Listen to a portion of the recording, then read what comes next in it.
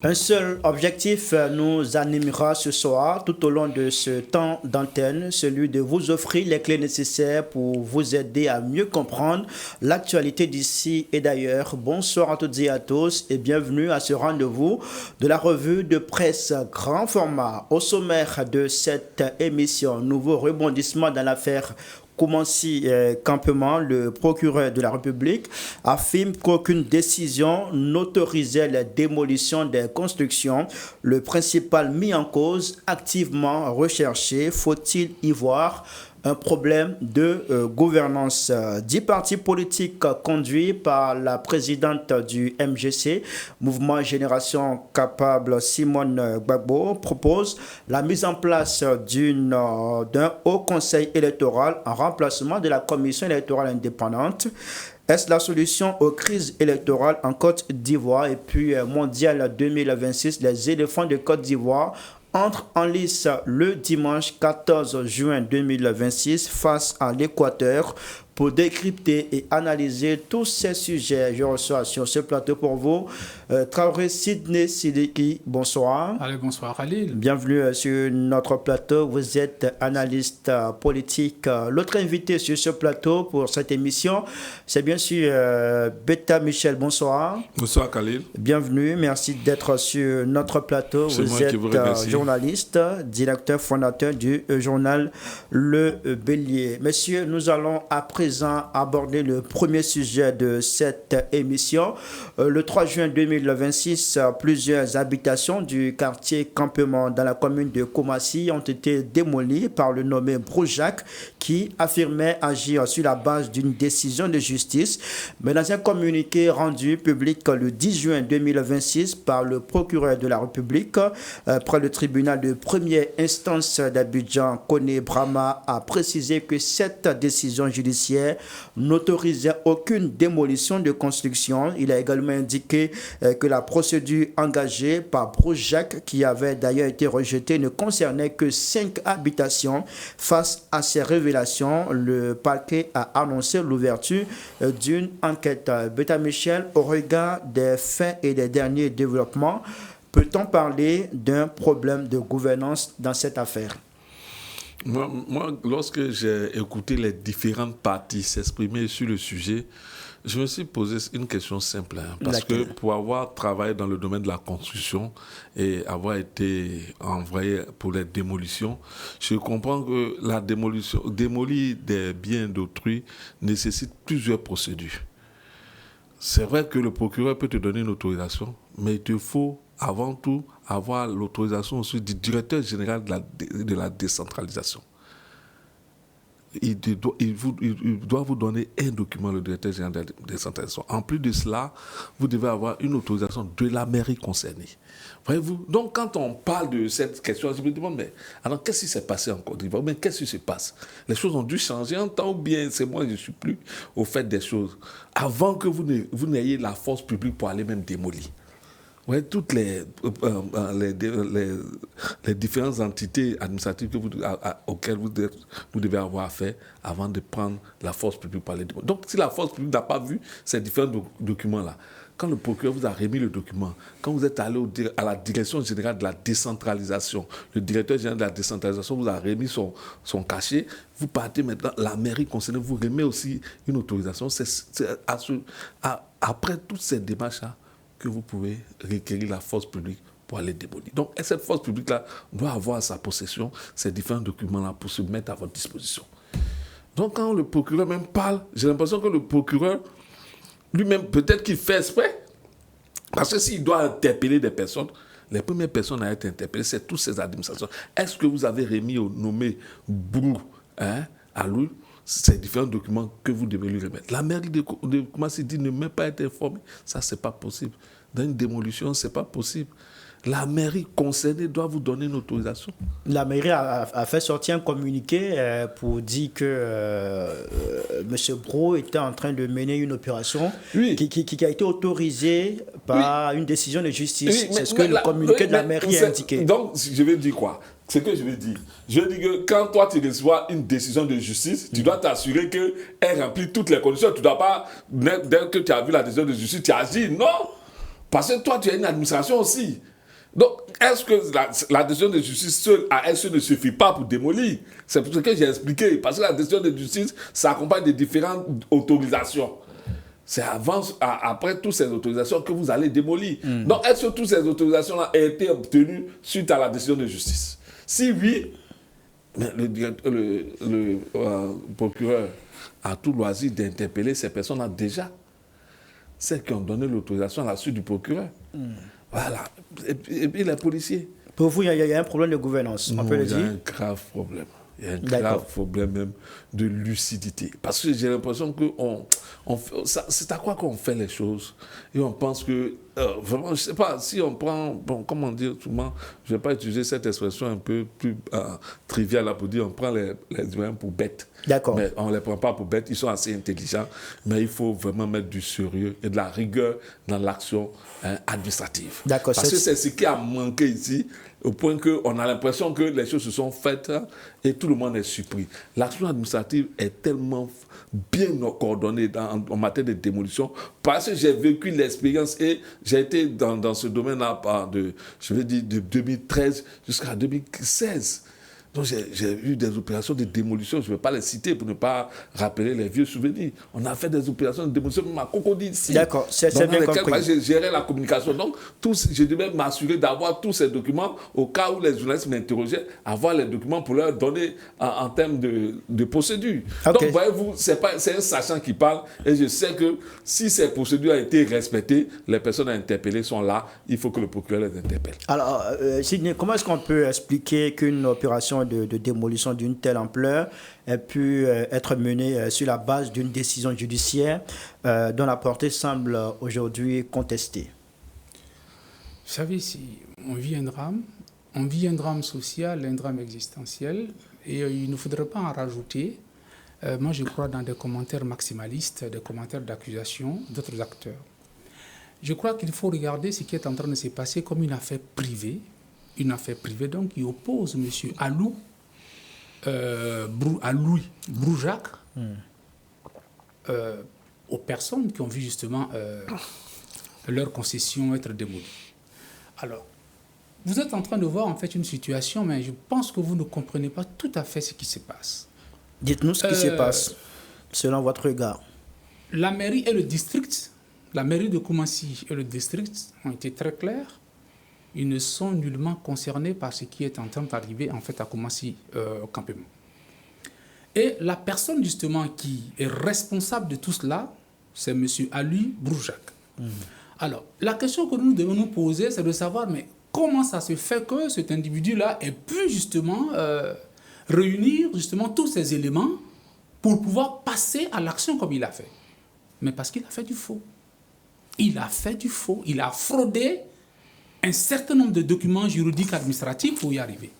À partir de cet instant, il ne faut plus regarder la chose comme étant l'accusation de la mairie ou quoi, mais c'est un individu qui s'appelle Aloubrou qui, en fait, s'est mal comporté, qui a joué donc au fraudeur, qui est donc dans un délit d'initié. Et pourquoi on dit un délit d'initié?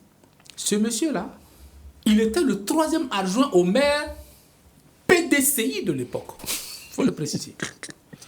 Et alors pourquoi vous faites cette précision? Allez-y. Alors, je fais cette précision parce qu'ils ont très très vite fait en fait de sortir. Il y a une déclaration il n'y a pas très longtemps du PDCI pour dire qu'ils n'ont rien à voir là-dedans, mais ils veulent noyer le poisson, on va se calmer. Alors, ce monsieur, il était le 3e adjoint. Lors d'une conférence de presse, il y a Brédoumi, le porte-parole du PDCI, qui s'est prononcé sur le sujet. Vous avez bien compris le message. Voilà. Et qui a condamné. D'accord, oui, mais. Pour dire que le PDCI ne s'est pas associé à ce qui s'est passé. Ce monsieur, en fait, il est le 3e adjoint au maire PDCI de l'époque. Et plus intéressant, il a l'autorisation de remblayage en 2016 et qui était encore là en 2016. Il s'agit de Raymond Ndoyapi. Alors, on va faire simple les choses dans les têtes. Qu'est-ce que vous voulez nous faire comprendre? Mais monsieur, très bien. Mais c'est ça le jeu politique en Côte d'Ivoire. Si seulement pour être sincère, pour nous éviter des souffrances inutiles. Il se trouve que ce monsieur-là, depuis tout ce temps, il a bénéficié d'un certain nombre de documents sous les différents maires PDCI. À partir de cet instant, l'administration étant une continuité, je pense que quand le maire présentement est là, ben, les choses sûrement suivent leur cours. Mais je ne veux même pas rentrer pour moi encore dans ces détails-là parce que je me dis, mais le procureur de la République vient de pondre un communiqué dans lequel il dit que ce monsieur a fait du faux. Je pense que c'est largement suffisant pour que les regards convergent désormais vers lui. Donc moi, je le regarde aujourd'hui comme tout simplement un délinquant qui a fait du tort à des populations. De là à parler de gouvernance en Côte d'Ivoire, je dis, mais vous sautez trop vite et cela me gêne beaucoup. Pourquoi? Prenez un ensemble dans lequel il y a un élément qui dysfonctionne. Ce n'est pas suffisant pour qu'on dise que toute l'entame ne part pas bien. Mais regardez les autres démolitions. Pendant que nous y sommes, Avridi Canal, Avridi, comment on appelle ça, à Port-Boué, etc. Il y a des démolitions qui ont cours actuellement et qui sont le fait du district d'Abidjan. Mais là-bas, il n'y a pas eu de problème. Contrairement à ce qui s'est passé à Koumassi-Campement, qui n'est pas le fait du district. Il faut le préciser cela. Très bien. Et je dis, c'est à partir de là qu'on doit pouvoir désarmer un certain nombre de discours que je trouve tendancieux, qui sont en train de mélanger, parce que les questions de gouvernance n'ont absolument rien à voir avec des problèmes individuels ou privés d'individus qui commettent des délits. Je suis désolé. La justice se prononcera sur son cas et je pense que c'est à partir de là où on va voir si en Côte d'Ivoire le droit existe ou pas. D'accord. Beta veut réagir. Vous savez, je ne sais pas pourquoi Sidiki tente de noyer le poisson. Mais voilà. Hein? Mais voilà. En faisant faire croire qu'il dit... Là où il m'a ébloui par ses tentatives, c'est quand il dit il s'agit d'un individu et des populations. Mais toujours, il s'agit toujours d'un individu et les populations. Mais c'est l'administration qui agit pour le compte de chacune des parties. Mais l'administration ivoirienne ici a agi comment pour le cas d'Aliou? C'est ça la question. Sinon, toujours, il s'agit d'un individu et certains autres individus. Il s'agit toujours d'une affaire privée. Mais dans cette affaire privée, il y a l'administration. Dans toutes les affaires privées, il y a l'administration. Donc aujourd'hui, nous sommes en train de regarder les agissements de l'administration. Vous dites le procureur dit qu'il a fait du faux. Non, le procureur ne l'a jamais dit.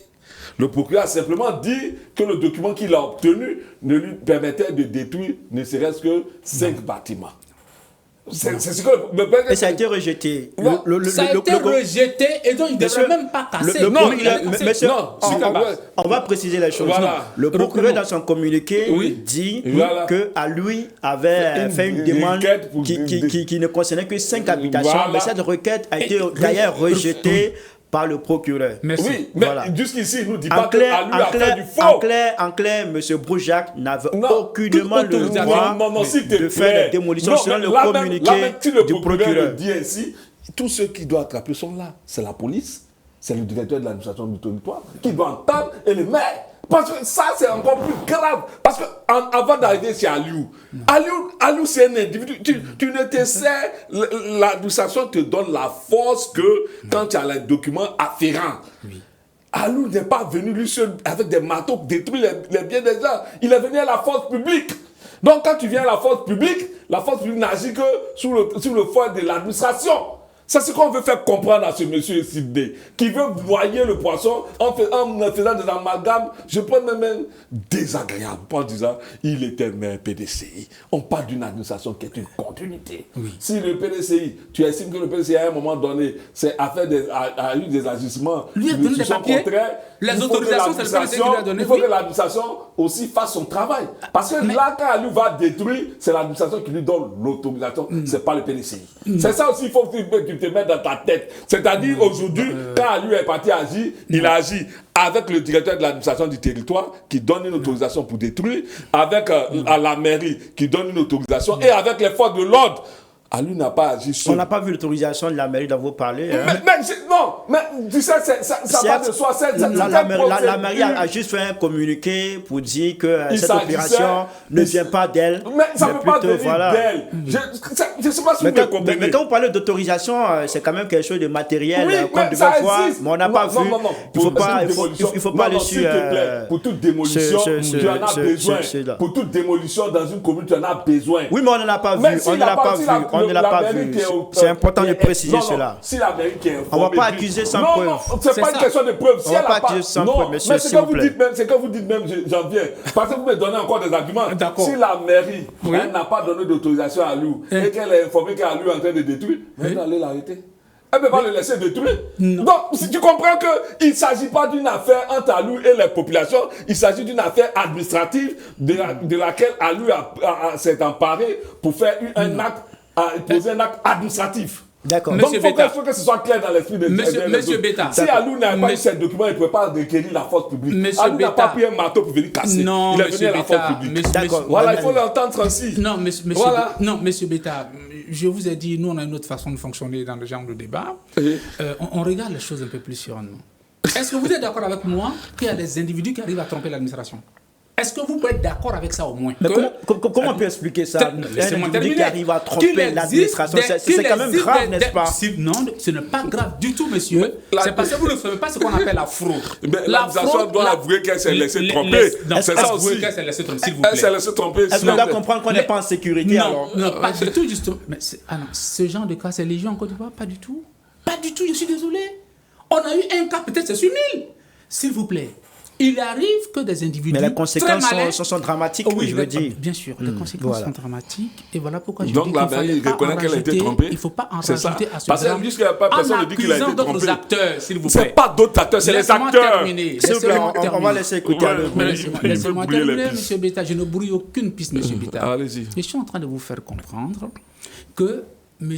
Alou, il a réussi à tromper l'administration. Pourquoi? Jusqu'ici, l'administration ne l'a pas dit. Laisse-moi terminer. Tu inventes. Je n'invente absolument rien. Parce que si vous présentez des documents de justice, à quelque autorité que ce soit, les documents de justice sont exécutoires. Maintenant, vous me dites à moi, ben, qu'est-ce que je fais lorsque je reçois un document de justice qui me dit que ce monsieur-là, c'est un domaine privé et que par rapport à cela, il a accès à sa propriété? Qu'est-ce que vous voulez qu'une administration fasse sur la base d'un tel document? Mais c'est après qu'on se rend compte justement que ce document-là elle n'a jamais dit ça. N'était pas... S'il vous plaît, c'est ce qui se passe, M. Beta. Mais elle n'a jamais dit ça. Monsieur tu parles à ta place. On va le laisser aller. Il brûle les pistes, c'est ça le problème. Je ne sais pas pourquoi il fait ça. Il faut dire on le laisse parler. On le laisse parler. Vraiment, comme nous sommes sur un plateau, continuez. Non, M. Beta, mais renseignez-vous, M. Beta. Renseignez-vous. Ce qui est en train de se passer, c'est un individu finalement qui est en train d'abuser de l'administration. Non seulement l'autorisation, il n'avait pas l'autorisation de casser, mais l'autorisation même qu'il avait demandé à l'époque, on ne lui a pas accordé, mais il a fait comme si il avait l'autorisation de le faire. Avec la force publique. Oui. Mais quand vous nous dites ça, là, mais vous êtes dans quel monde? Attends, pour vous, la force publique, c'est quoi? Ah bon? Mais une affaire privée, je vous dis quelque chose. Mais justement, parce que vous ne comprenez pas, en fait. C'est une affaire privée dans la mesure où moi, je donne des garanties que la justice m'a donné raison de libérer moi ma propriété, mais je vais utiliser les moyens qu'il faut pour libérer ma propriété. Qu'est-ce qui s'est passé? Au vu des documents, toutes ces personnes-là ont donc accepté de libérer. Mais attendez. Moi, ce qui m'étonne dans les propos de Sidney, personne n'a dit jusqu'ici qu'il a été abusé. C'est toi seul qui estime qu'ils ont été abusés. Personne n'a dit qu'il a été abusé.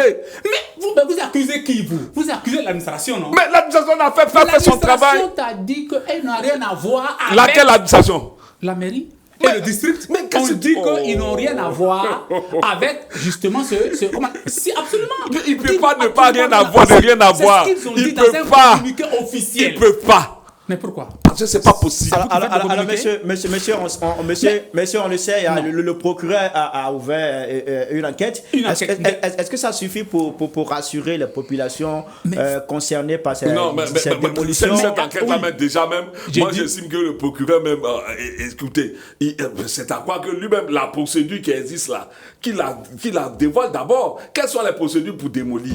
Quand je vous dis que pour démolir, il faut l'autorisation de la mairie. Est-ce que ce monsieur-là, S'il n'a pas obtenu l'autorisation, il va aller démolir. Il faut, pour recueillir la force publique, là, il faut le directeur de l'administration du territoire qui vous donne une autorisation. Mais attends, si tu n'as pas ça, si le procureur estime que ce monsieur-là a eu ça, pour que la force publique puisse le suivre, mais il faut qu'il introduise la force publique d'abord. Parce que c'est ça. Sur quelle base vous êtes allé là-bas? Mais c'est à partir de là, il va nous rassurer. Sinon, c'est pas dit j'ai ouvert une enquête. Alors, M. Prouge, dans sa vidéo, on l'a entendu dire qu'il a remporté un litige. Et il a eu une décision de justice qui lui donne le droit de le faire. Il n'a pas dit qu'il a été autorisé par la mairie. Attends, mais quand il dit qu'il a une décision de justice, donc les autres ont vu la décision de justice pour le suivre, non? Ils l'ont vu ça, oui ou non? Mais pourquoi tu dis qu'il a abusé les gens? Mais puisqu'on se rend compte du fait que c'était du faux qu'il avait fait en fait. Parce qu'ils n'avaient pas le droit de le faire. Et eux, ils ont vu le faux et ils ont suivi. Voilà. S'il vous plaît, je vous donne un exemple concret. Non, vous êtes, s'il vous plaît, vous êtes dans la littérature. Écoutez, est-ce que vous savez que, par exemple, quand un policier vous arrête pendant que vous êtes en pleine conduite, si vous lui présentez, par exemple, votre permis, il regarde votre permis comme ça, mais vous avez votre permis, vous allez. Mais si il y a, par exemple, un problème, supposons que vous avez fait un accident, mais on peut pousser, comme on appelle ça, les vérifications sur ce permis pour nous rendre compte que c'est un faux permis. Vous le savez ça? Est-ce que vous le savez ça? Mais si, monsieur. Parce qu'en réalité, la justice ne se met en branle que lorsqu'il commence à avoir des problèmes, en fait. Et donc, c'est ce qui arrive dans le cas de M. Alou. Quand on s'est rendu compte du fait que, attention, mais qu'est-ce qui est en train de se passer? On a voulu fouiller un peu plus loin. Et c'est quand on fouille un peu plus loin, on se rend compte du fait que tout ce qu'il a présenté n'est pas du tout exact. Moi, je pense que les enquêtes qui ont été lancées par M. le procureur, moi, je préfère les attendre. Attendre parce qu'il y a trop de zones d'ombre aussi que nous avons dans cette affaire. Et forcément, je vous dis, depuis l'autorisation qu'il a eue pour remblayer 34 hectares pour un individu, ça posait déjà un problème. D'accord? Maintenant, on peut dire que c'est un opérateur économique, et un opérateur économique, effectivement, il peut avoir un tel marché. Mais je dis à partir de là, ce marché-là, comment est-ce qu'il a fait pour l'avoir? C'est les interrogations, en fait, justement, que nous allons nous poser et les enquêtes vont nous permettre d'avoir des réponses à toutes ces questions-là. Mais ce que moi je veux qu'il sache, il ne peut pas incriminer déjà l'administration, non. Il faut incriminer un individu qui a posé justement un tel acte et à partir de avec la complicité de l'administration. C'est ça, tu ne veux pas mettre. Cette complicité, je ne suis pas d'accord avec toi. J'attends d'abord, après les enquêtes, d'en juger. Bon. Mais je vous dis, M. Beta, s'il vous plaît. Alors, M. Beta, vous incriminez l'administration, pourtant sans preuve. Vous le faites. Qu'est-ce que tu appelles sans preuve? Il faut qu'on évite cela, s'il vous plaît. Ajouter au drame. Pourquoi? Imaginez. Non, laissez-moi terminer. Oui, vas-y. Il me dit sans preuve. Je ne sais pas qu'est-ce qu'il appelle preuve. Oui. Quelqu'un qui est en train de détruire avec la force publique, selon Sidney, avec de faux documents. Donc, il a pris, selon toi, parce que les faux documents, là, moi, je vais me réserver. C'est pourquoi je ne veux pas accuser ce monsieur d'avoir eu des faux documents. Mais vous êtes d'accord qu'il y a quand même des faux documents qui existent? Mais oui, c'est ce qui s'est passé, en fait. Les gens ont la possibilité de faire des opérations. C'est l'administration qui dit que c'est des faux documents. Soit moi, il ne peut pas dire que c'est un faux document. Ah, c'est l'administration qui doit me dire ça, c'est un faux document. Soit moi, Beta, quand j'ai regardé un document, je ne peux pas dire que c'est un faux. Donc, il ne faut pas me dire que M. Aliou a des faux documents. Pour l'instant, ce à quoi je m'en tiens pour la procédure de démolition, voilà la procédure que moi je connais et que j'ai appliquée en sortant. Donc, si aujourd'hui, cette même procédure-là existe, les personnes incriminées sont déjà là. Non, on ne va pas les chercher à midi. La preuve, c'est que la mairie a arrêté justement cette non, pardon, c'est pas la mairie. Monsieur, quel enseignement les pouvoirs publics, s'il vous plaît, monsieur Sidney, s'il vous plaît, quel enseignement les pouvoirs publics peuvent tirer de ce qui s'est passé pour éviter qu'on ne tombe dans de telles situations à l'avenir? Mais vous savez, monsieur Khalil, en littérature, on dit à quelque chose malheur est bon. Vous allez voir qu'à partir de ce qui vient de se passer, là, on va avoir un cas de jurisprudence. C'est-à-dire, ce qui s'est passé est tellement dur sur le plan social, avec toute la charge émotionnelle qu'il y a derrière, que forcément, cette enquête qui a été justement diligentée, vous allez voir, elle va nous permettre de prendre un certain nombre de résolutions encore plus corsées pour la protection des populations. Et moi, c'est ce que j'attends, en fait pour calmer un peu cette souffrance-là. Parce que ce qui s'est passé là, c'est particulièrement difficile pour la population. Ça, c'est sûr. Beta? Moi, je suis de ceux qui pensent aujourd'hui qu'il faut un audit sur le foncier urbain. Comment les gens acquièrent leur terrain et avec quelles ressources? Parce que quelqu'un qui peut acquérir 34 hectares, avec combien il a payé ça avec qui? et à combien. Il faut qu'on le sache aussi. Et aujourd'hui, je crois que l'administration s'est fait complice de M. Aliou. Et il faut vraiment qu'au niveau de l'administration, certaines réalités soient dévoilées. On ne va pas incriminer M. Aliou qui a agi avec des documents administratifs. Quand il requiert la force publique, c'est avec des documents administratifs. La force publique ne se déplace qu'avec des documents administratifs. Quand il a fini de faire ça, là, la force publique aussi doit pouvoir nous dire sur quelle base elle a suivi M. Aliou. Il faut que tout le monde soit entendu. D'où les enquêtes. Voilà.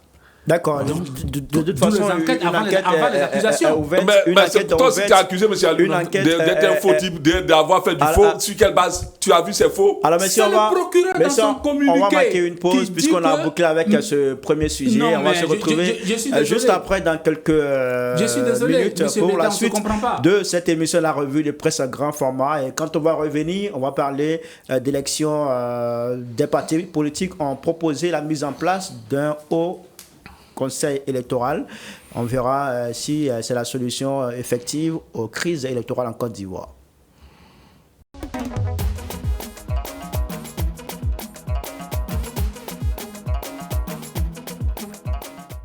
Bienvenue dans le débat sur l'Intelligent TV. Le débat, d'accord, pas d'accord. Personne bien éduquée ne peut pas parler de la médiocrité. Parce que nous parlons de M. Tidiane Thiam, madame. Vous ne pouvez pas le dire. M. Tidiane Thiam, c'est vous le problème. C'est vous qui avez un problème. Comme dans une arène, nos invités ancrés dans leurs convictions tentent de convaincre les autres. Avec le débat, tout est dit, tout est su. Mais il y a des preuves où il a fait des achats. Des preuves, on achète oui, avec la nationalité. Attendez-moi, je ne parle pas de nationalité. Le fait, c'est privé, oui, mais tout le monde assume. On assume. Mais il n'a jamais dit non. Il y a un partisan du RHDP qui confirme ça. Tous les jeudis à partir de 18h.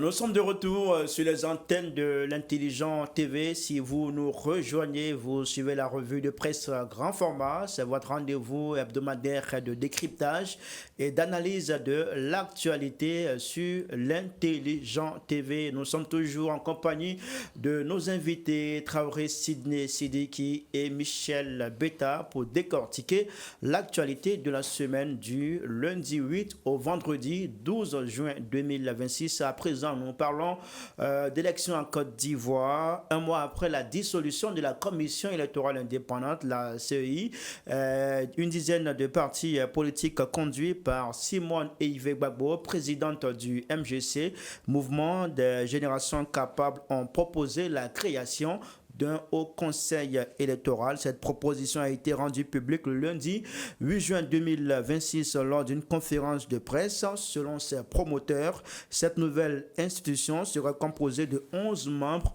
exclusivement issus de la société civile, notamment des avocats, des représentants du monde agricole, du patronat et d'autres corps socio-professionnels.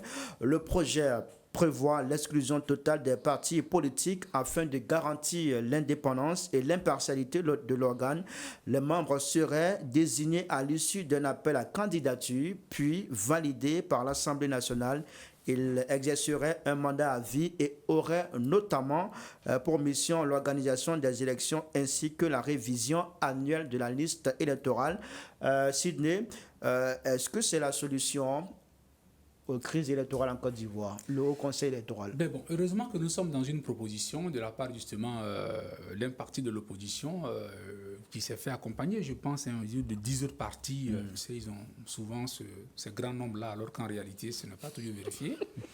Et donc, je dis que c'est une proposition. Et cette proposition-là, heureusement, parce que moi j'ai lu vers la fin, elle est soumise aussi à observation, à critique, etc. Mais déjà, moi, je suis très mal à l'aise justement par rapport justement à cette façon d'être formulée, quand en fait on vous dit que ce haut conseil électoral va être composé de 11 membres exclusivement issus de la société civile. J'ai dit, mais attends, nous sommes en Côte d'Ivoire ou nous sommes ailleurs? Est-ce que vous pouvez me montrer aujourd'hui un seul Ivoirien qu'on ne taxera pas d'appartenir à un parti politique? Je ne crois pas. Et cette société civile dont on parle, tout le monde sait que la société civile est biaisée en Côte d'Ivoire. C'est qui la société civile? C'est plus Chérif Balé? C'est le docteur Sako? C'est eux, la société civile? Je veux savoir. Moi, je pense qu'il y a quelque chose qui... On va éviter de les citer puisqu'ils ne sont pas sur les plateaux. Peut-être, mais je vous dis, on connaît en général les différentes tendances qui s'expriment dans cette société civile. Et je dis qu'en parlant de société civile, on est en train de biaiser encore une fois de plus un jeu politique. Et cela va poser problème parce que quelle que soit la personnalité que vous allez choisir, on lui trouvera une étiquette politique. Je pense donc que cette proposition, à ce niveau-là, elle a ses limites. Et je pense que pour ça, ce n'est pas évident qu'on puisse mettre une telle structure en place. Mais il y a quelque chose d'autre qui me gêne dans cette affaire. On a reproché à l'époque au ministère de l'Intérieur qui organisait les élections d'être inféodé au parti en place et donc par conséquent les élections ne seraient pas claires. On va maintenant avec la CEI où les partis politiques eux-mêmes étaient partie prenante, ça n'a pas non plus donné justement satisfaction. Maintenant, on nous propose quelque chose où c'est exclusivement une société civile. Mais moi, je vais vous dire, les hommes politiques n'accepteront pas que ce soit ceux-là qui puissent décider, eux, finalement, de leur sort en tant qu'hommes politiques, parce que c'est eux qui sont la représentativité réelle, en fait, de la population. Vous allez voir qu'il va y avoir un couac, à un moment donné, entre ces hommes politiques et cette société civile-là. Ça, il y a ça qu'il faut regarder. Ajouté à ça, on nous parle de 11 membres avec 5 femmes et 6 hommes. Ben, je dis, 5 femmes sur 6 hommes, c'est plus déjà de la... Voilà. Plus de la moitié, juste la moitié. Je pense que là, pourquoi est-ce qu'il y a un favoritisme aussi qui est fait comme cela aux femmes, alors que, bon, généralement, en fait, la loi a prévu, c'est une trentaine de pourcents, je crois, de la représentativité des femmes dans les institutions, les choses comme cela. Donc, je me dis, il faut faire souvent attention à déjà cette discrimination. Peut-être qu'elle est positive, mais elle peut aussi poser problème par ailleurs. Donc, déjà, moi, c'est les premières observations que j'ai faites. D'accord. Michel Bittet, est-ce qu'on peut organiser des élections consensuelles sans la participation directe des principaux acteurs politiques au sein de l'organe qui est chargé du processus électoral? Lorsque j'ai lu leurs propositions, je les ai félicités. Parce que je dis, ils ont le mérite d'avoir fait des propositions. Depuis que la CEI a été dissoute, je pense qu'ils sont les premières organisations à faire une proposition aussi en concrète. Et je me souviens qu'on s'y attendait même lors du congrès du PPACI, mais ils ont dit attendre les propositions du gouvernement. Moi, je me suis posé la question, mais quels sont ces partis politiques qui ne veulent pas faire de propositions?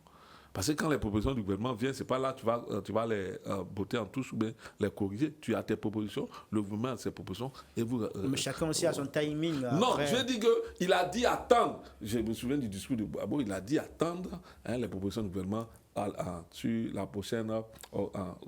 le prochain organe qui va se charger des élections. Le PDCI, quant à lui, a dit vouloir que ce soit mis en place une consultation nationale. Non, pas une constituante, voilà, c'est le terme utilisé, comme ça a été fait en 2000 lorsque il y a eu le coup d'État contre le coup d'État inqualifiable. Le coup d'État contre Henri Konan Bédié. Contre le pouvoir d'Henri Konan Bédié, mais c'était un coup d'État vraiment... Comme lui-même l'a qualifié d'idiot, parce que ça ne nous a rien apporté. Disons que, non, aujourd'hui, nous sommes au point où une organisation, des organisations ont proposé quelque chose. Moi, c'est là que je veux saluer. Maintenant, quant au fond de la proposition, je disais tantôt... On parle par exemple d'exclusion des partis politiques. Est-ce que c'est un gage d'impartialité? Non, moi, je ne vois même pas ça comme ça, mais un gage d'impartialité. Je dis, moi, l'impression que ça me donne, c'est comme si on organisait des élections. La commission électorale, c'est plusieurs personnes à l'intérieur des départements et tout cela. Donc, il y a un démembrement de la commission. Après, quand on a fini de mettre en place ces 11 personnalités-là, il faut maintenant constituer les démembrements.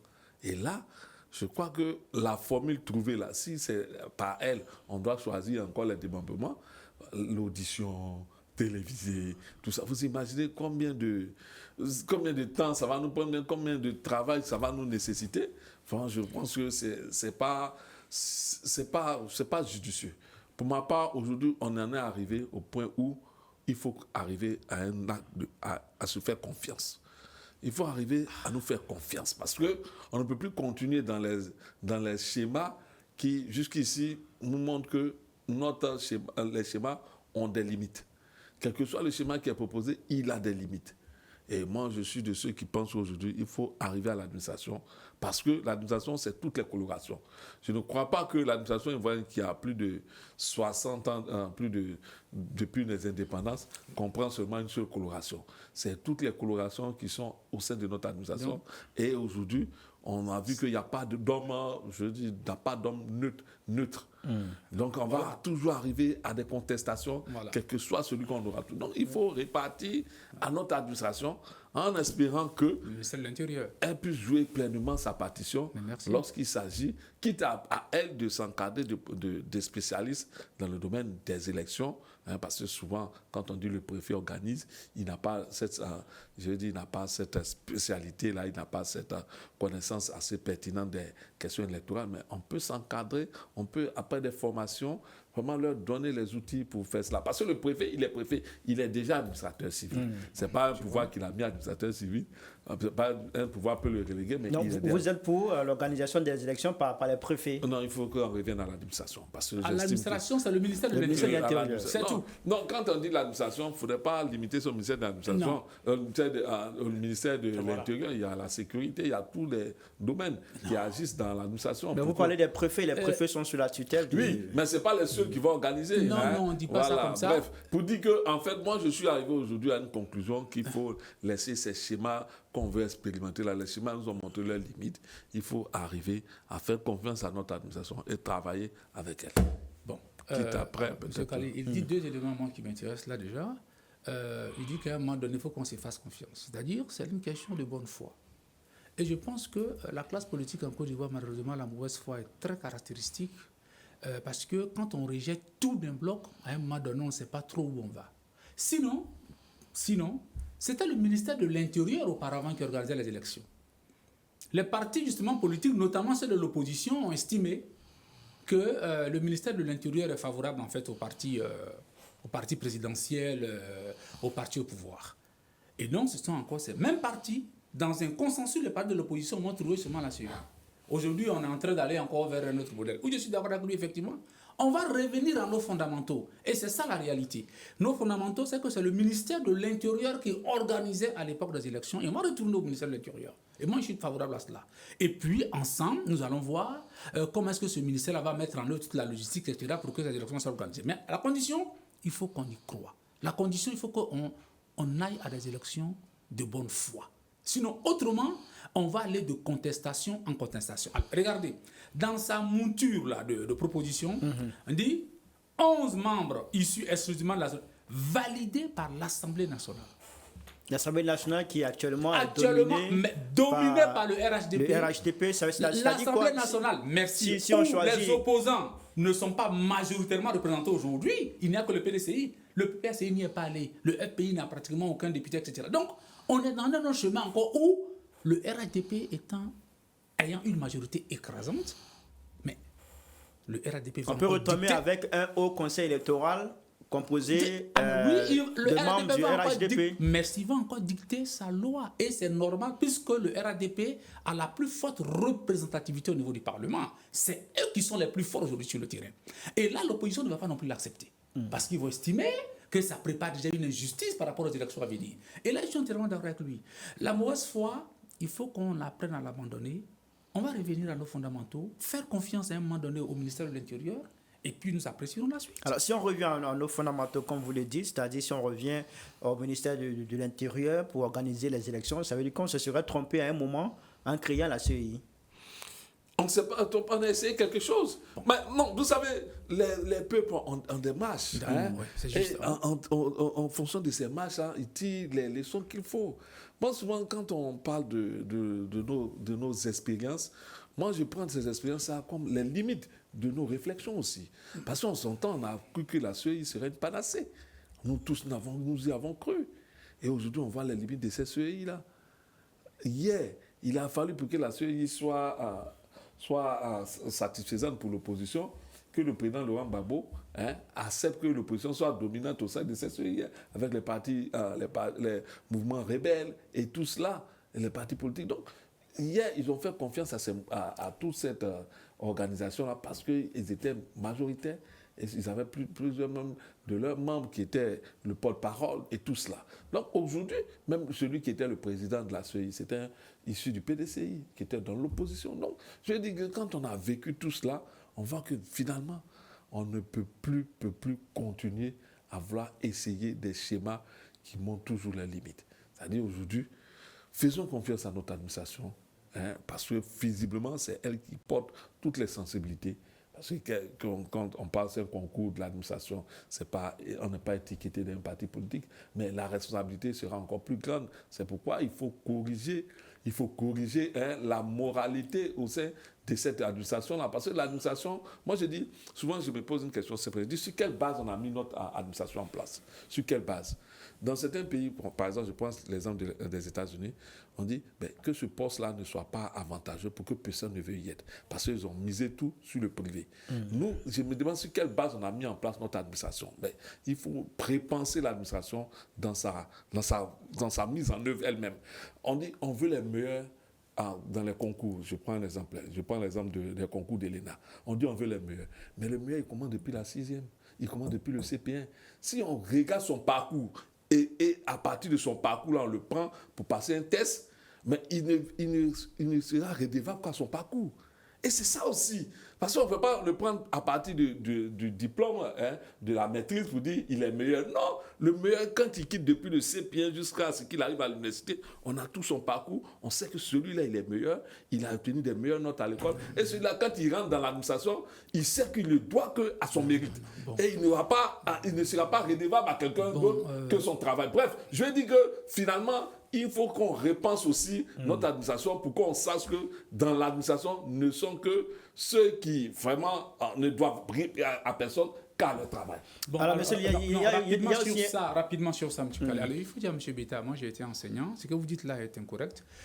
Les élèves qui arrivent à rester au top niveau depuis le corps primaire jusqu'à l'université, il n'y en a pas beaucoup en général. Oui, parce que on dit laissez-moi terminer. Laissez-le parler. Laissez-moi terminer, M. Beta. Oui. Mais voilà. Et donc, il faut considérer qu'il y a des génies un peu tardifs souvent. C'est-à-dire qu'il y a des intelligences qui se réveillent en cours de chemin. Voilà pourquoi est-ce que les concours là, qui ont été mis là, le concours, il est différent d'un examen. Le concours, s'il est passé dans les meilleures conditions, il sélectionne toujours les meilleurs. Parce que c'est les plus méritants qui sont admis et le nombre de postes est limité. Ce qui fait que quand un concours est vraiment bien passé, dans les meilleures conditions, ceux qui ont le concours, c'est vraiment de bons éléments. D'accord. Vous savez, sur ça, la Côte d'Ivoire est en train de faire des efforts. Non. Et je pense que même en INHP, le Russie, pour t'admettre dans leur concours, on regarde, il y a des. Il ne faut pas qu'on s'éloigne trop du sujet. Monsieur, heureusement que ce n'est pas le CPN. Il y a quand même un fait qui a retenu l'attention de l'opinion publique. C'est la non-implication des principaux partis politiques de l'opposition, le PDCI, le PPACI, qui ne sont pas associés à cette proposition. Qu'est-ce que vous en pensez? Qui ne sont pas associés, c'est-à-dire? Qui ne sont pas impliqués dans cette démarche. De quoi? Du Haut Conseil électoral. Le Haut Conseil électoral, mais peut-être... Mais c'est des partis politiques et la société civile qui se sont réunis pour faire des propositions. Donc tu aurais voulu que les autres partis là viennent s'impliquer? Pas que j'aurais voulu, mais si les autres partis se sont associés pour faire cette proposition, on s'interroge quand même sur la non-implication du PDCI, du PPACI. Mais ils ont le calendrier, peut-être qu'ils vont faire la proposition aussi.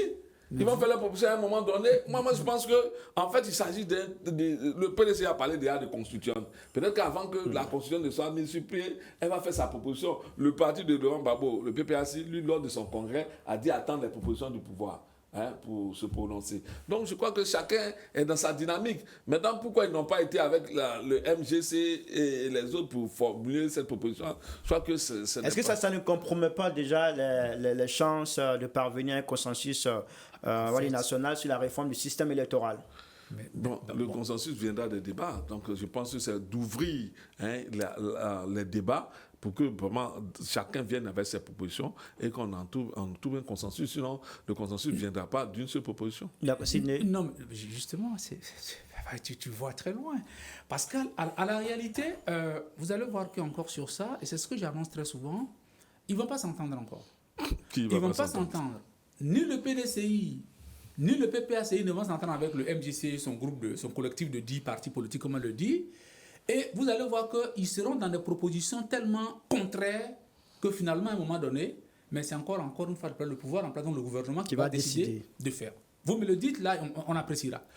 Parce qu'on a un problème, depuis, ça ne date pas de maintenant de toute façon, c'est l'incapacité que notre opposition en Côte d'Ivoire a, c'est une incapacité à un moment donné de regarder l'intérêt commun. Eux, ils n'arrivent pas à le faire jusqu'à ce jour. Et donc, cela a toujours permis au RHDP vraiment d'aller en roue libre, en fait. Et je me dis, le même problème va se poser autour du Haut Conseil électoral.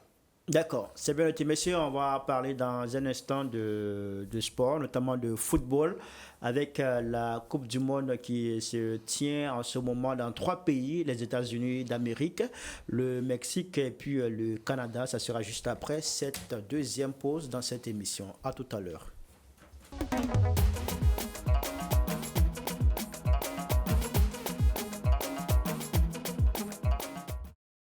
Bonsoir à toutes et à tous, bienvenue sur les antennes de l'Intelligent TV. Nous sommes très heureux de vous retrouver à nouveau pour cette nouvelle émission de Les Entretiens. Les Entretiens de l'Intelligent TV, rendez-vous avec des personnalités de tous bords. Les hésitations contribuent également à démotiver des militants par rapport à la voie. Deuxièmement, ils n'ont vraiment pas de projet. Mais non, parce que nous, quand nous y allons, c'est pour gagner. Pour des échanges francs et instructifs, les Entretiens de l'Intelligent TV. Mais vous êtes là, quand tu dis Blé Goudé, on commence à l'insulter. Tu dis Gbagbo, on l'insulte ici. Simone, on l'insulte. Qu'est-ce qui se passe? J'appelle ça des questions impolies. J'appelle ça des questions impolies parce que tu ne me demandes pas, moi Serge, de venir dire que c'est celle-là qui a fait ça. Tu m'amènes à aller dans des trucs de cours communs. Je n'entrerai pas dans ce débat. C'est tous les mercredis à partir de 18h.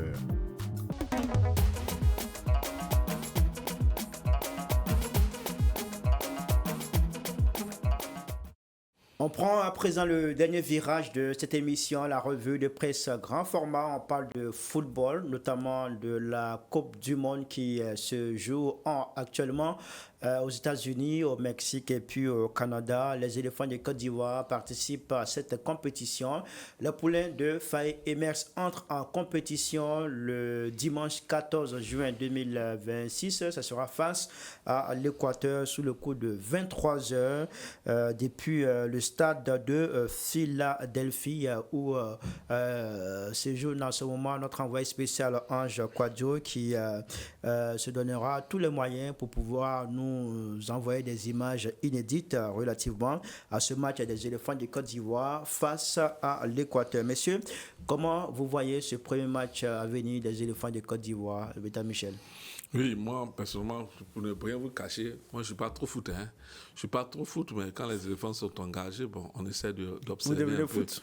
Voilà, on regarde un peu parce que, bon, je me dis, il y a trop de passion, il y a trop d'énergie dans un jeu. Et ce n'est qu'un jeu, il faut que les gens comprennent qu'ils sont en train de s'amuser. Ils sont en train de s'amuser. Peut-être que, bon, souvent, on oublie ce côté-là pour lui mettre tellement de passion et que ce n'est pas le plus important en Côte d'Ivoire. Mais pour en venir aux éléphants, je dis souvent que les éléphants, c'est une équipe qui a montré quand même une certaine dynamique depuis un certain temps, au point qu'elle a battu pour la première fois l'équipe de France, champion du monde. Donc, je pense qu'ils ont toutes les champion du monde en 2018. Oui, mais je veux dire une fois champion, 3 fois, même 2 fois. 2 fois, en 98 voilà, et 2018. 2 fois champion du monde, une équipe championne du monde. Donc, et vice-championne, l'équipe est vice-championne du monde. Donc, je veux dire que c'est quand même un poids lourd et ces éléphants-là ont montré qu'ils ont la haine, ils ont la force, les capacités pour affronter n'importe quelle autre équipe dans ce mondial-là. Mais vraiment, comme je l'ai dit au départ, il faut que les gens restent formellement dans le jeu. Il faut qu'ils restent dans le jeu. Il ne faudrait pas qu'on déplace les questions de football dans d'autres questions qui sont plus politiques, pas politiques, mais importantes. Il faut qu'on reste purement dans le jeu, on finit de jouer, on passe à autre chose. Il y a des problèmes qui nous attendent en Côte d'Ivoire. Il faut qu'on cherche à les régler. C'est ça le plus important pour nous. Sidney, Beta dit qu'il n'est pas trop foot. Et vous êtes trop foot ou pas? Ah oui, moi j'aime bien le foot parce que, bon, en Côte d'Ivoire, vous allez remarquer quelque chose aussi qui, pour ma part, est très, très, très intéressant, parce que vous allez trouver que toute la Côte d'Ivoire se retrouve généralement autour de l'équipe nationale de foot. C'est extraordinaire, c'est une magie. C'est l'élément fédérateur. Merci. C'est une magie, et moi je dis cette magie-là, il faut la préserver, il faut la garder. Vous allez voir que avec les éléphants, justement, ce mondial-là, la mobilisation, la ferveur encore dans le quartier, etc., sera de mise. Et je pense que il faut trouver tous les éléments aujourd'hui qui nous permettent de transcender toutes nos contradictions politiques, ethnico-tribales, etc. Alors, maintenant, il y a quelque chose aussi d'intéressant qu'il a eu à dire tout à l'heure, c'est aujourd'hui le potentiel que les éléphants ont.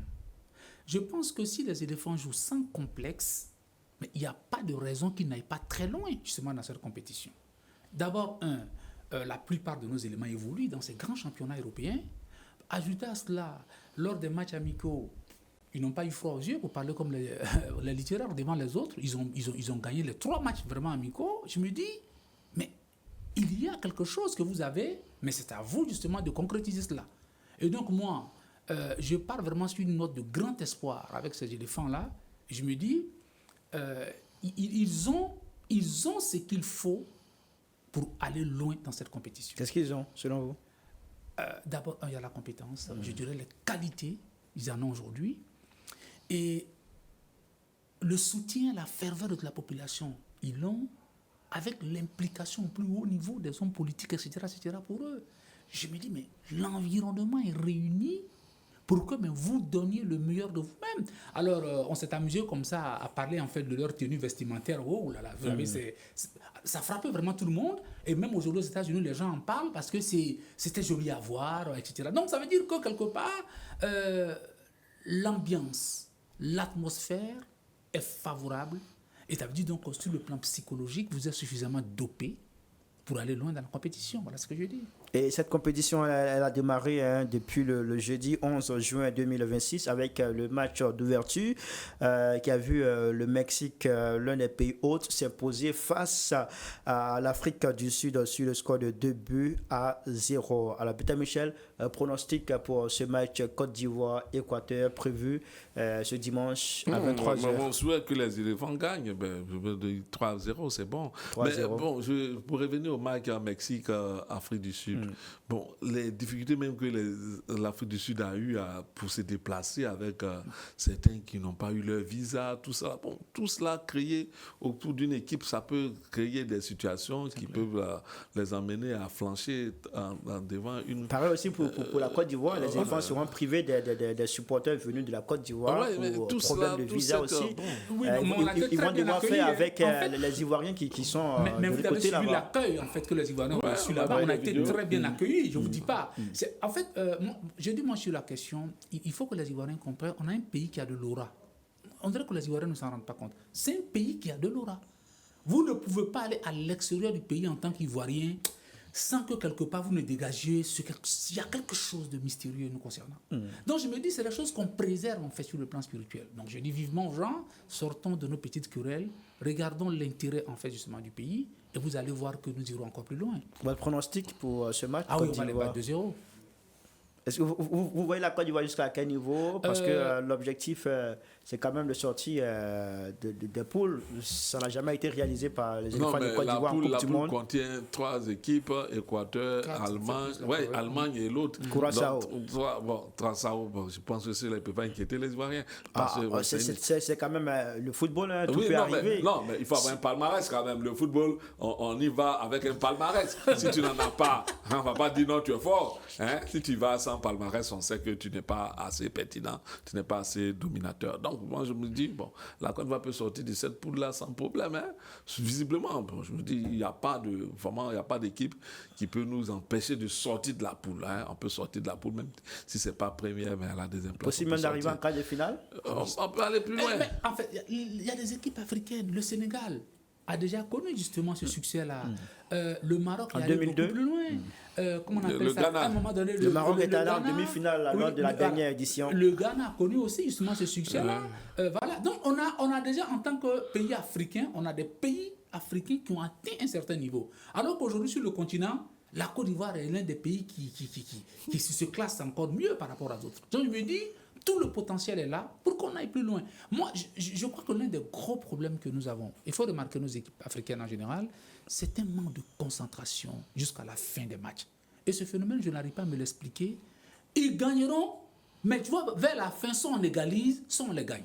Parce que, je ne sais pas, il y a un relâchement dans nos équipes en général vers la fin. C'est lié à quoi ce facteur-là, je ne sais pas. Mais s'ils restent concentrés, s'ils jouent décomplexés, il n'y a pas de raison.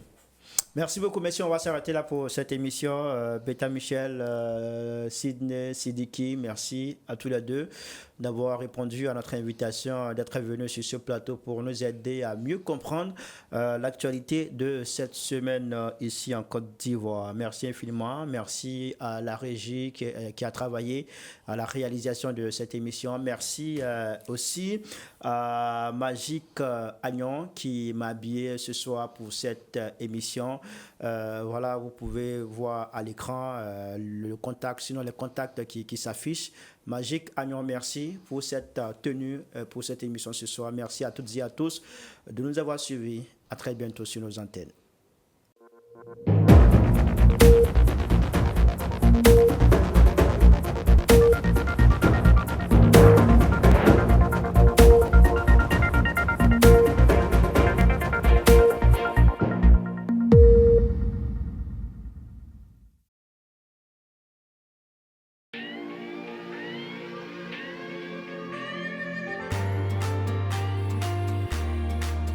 Bienvenue sur l'Intelligent Web TV, la Web TV du moment, la télévision dont vous rêvez. Merci de rester connectés maintenant et pour toujours. On est ensemble.